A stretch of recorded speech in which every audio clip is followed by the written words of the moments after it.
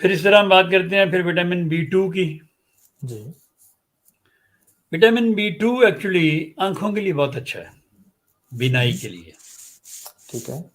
جن کی نظر کمزور ہو، جن کی وہ آنکھوں میں اصل میں بریک بہت ساری وریدیں یا کیا کہہ لیں آپ اس کو، ڈوچ میں کہتے ہیں نا کپیلارن، بریک سی رگیں جو ہوتی ہیں جن میں خون دوڑ رہا رگیں جو ہوتا ہوتی ہیں، جی ان میں اکثر جب وہ بلڈ، یہ کئی دفعہ اس وجہ سے بھی بلڈ پریشر لوگوں کا ہائی ہوتا ہے کہ ان کی یہ جو وٹامن B2 کی ضرورت ہوتی ہے ان کو، اچھا جو بریک وریدیں یا کیا کہنا چاہیے رگیں جو ہوتی ہیں، ان میں خون نہیں سپلائی ہوتا.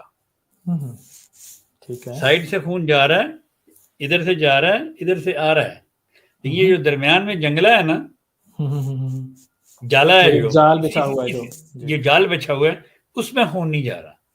اور یہ بھی مین وجہ ہو سکتی ہے کئی لوگوں کی جن کا بلڈ پریشر ہائی ہوتا ہے. ٹھیک.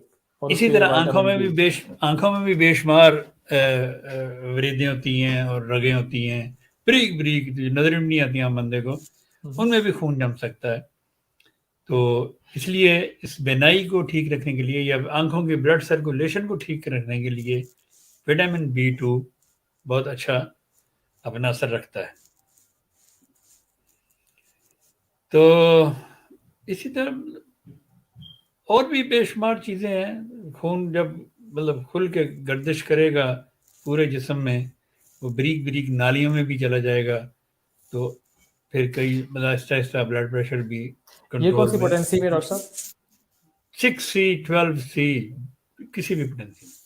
ٹھیک میں ہے. عموماً جو کہ وٹامن چھوٹی طاقت میں استعمال کرتا ہوں، جی زیادہ میں 6C میں کرتا ہوں یا 12C میں کرتا ہوں. جی تو لیکن زیادہ عمومی میں 3X میں اور 6X میں یا 6C میں کرتا ہوں زیادہ. ٹھیک ہے. کچھ وٹامن میں 12 میں بھی کرتا ہوں استعمال، لیکن زیادہ میں 6 میں ہی کرتا ہوں. اصل میں بات یہ ہے کہ میں نے ان 6 سے جب شروع کیے کام تو لوگوں کو دینے تھے، اس نے اتنا فائدہ دیا مجھے ضرورت ہی نہیں پڑی میں کسی اور پوٹینسی میں جاؤں. اچھا جی.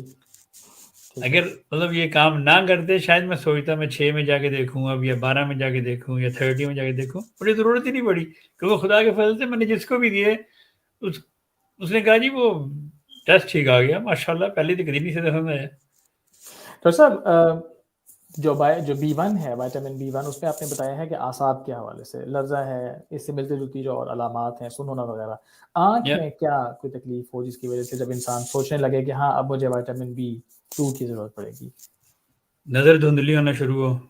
اچھا ٹھیک ہے. کئی لوگ کہتے ہیں جی میری ایک سائڈ کی نظر دھندلی ہو رہی ہے، اس کے لیے ہومیوپیتھی میں زنکم سلف بہت اچھی دوا ہے، لیکن زنکم سلف کے ساتھ اگر وٹامن B2 بھی لینا شروع کر دیں تو ان کو زیادہ فائدہ ہو سکتا ہے.